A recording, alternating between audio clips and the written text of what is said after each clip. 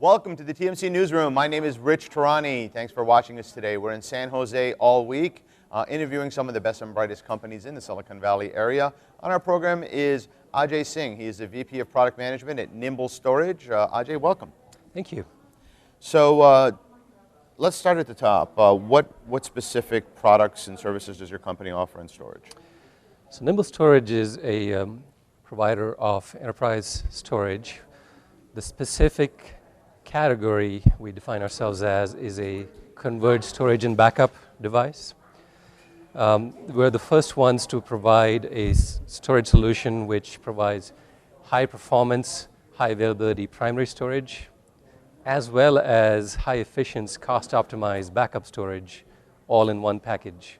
And then we complement that with very efficient disaster recovery, and the combination is something that's very attractive to the IT organizations in the mid-sized market.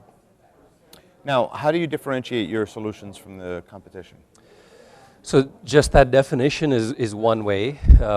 Most of the IT industry, the storage industry, has specialized. So there are primary storage vendors that push the envelopes of performance each year and how robust and high availability the solutions can be. And in the other end of the market, there are disk-based backup providers that are all about squeezing the amount of data down and how can they make it more cost-effective on a dollar per gigabyte basis. And then you have yet another category of vendors that are the backup software providers that specialize in moving data between these two tiers of storage and doing it as elegantly and painlessly as possible. So just the fact that we chose to combine the performance and availability characteristics of primary storage and the cost-effective characteristics of backup storage into one solution alone makes it somewhat different.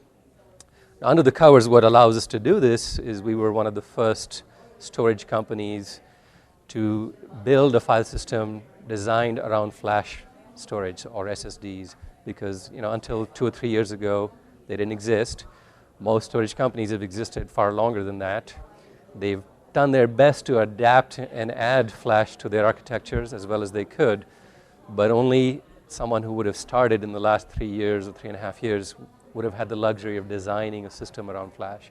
And that gives us very compelling benefits in terms of price performance, as well as converging capabilities we talked about.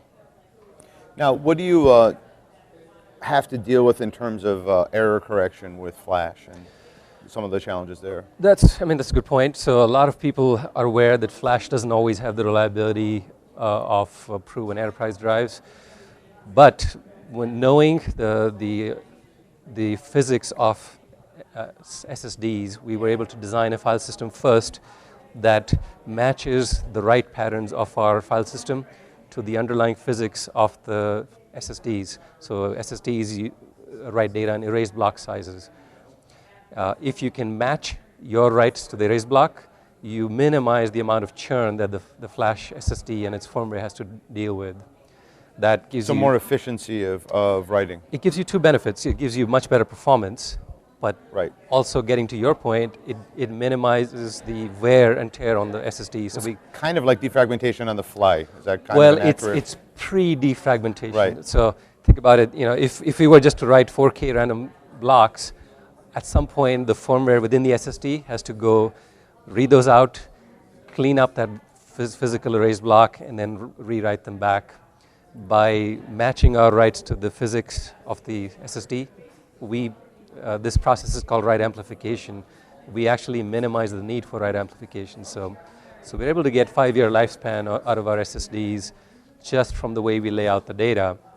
But of course, no storage vendor can rely on that. We obviously have to add in lots of checksums. We have multiple levels of checksums to assure and detect when a physical block on the SSD does go bad, that we don't return bad data. We do that. Most storage vendors do that. What makes us different is the way we actually eliminate or reduce the amount of wear in the first place.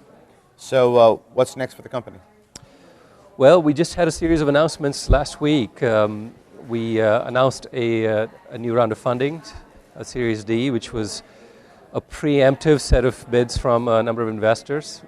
It's sort of built on our announcements about 4 months ago, saying we were the fastest growing storage startup in the last 20 years in terms of revenue, and that's primarily what attracted a whole new set of investors.